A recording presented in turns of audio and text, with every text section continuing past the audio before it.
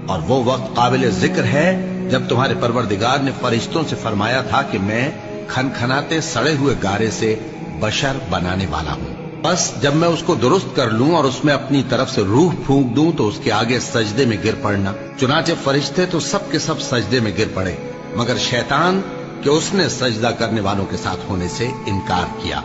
فرمایا اے ابلیس، تجھے کیا ہوا کہ تو سجدہ کرنے والوں میں شامل نہ ہوا؟ اس نے کہا میں ایسا نہیں ہوں کہ انسان کو جس کو تو نے کھنکھناتے سڑے ہوئے گارے سے بنایا ہے سجدہ کروں۔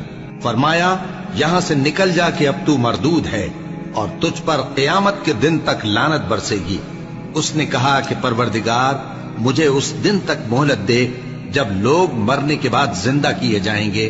فرمایا اچھا، سو تجھے مہلت دی جاتی ہے وقت مقرر یعنی قیامت کے دن تک۔ اس نے کہا کہ پروردگار جیسا تو نے مجھے بھٹکا دیا ہے میں بھی زمین میں لوگوں کے لیے گناہوں کو آراستہ کر کے دکھاؤں گا اور سب کو بہکاؤں گا۔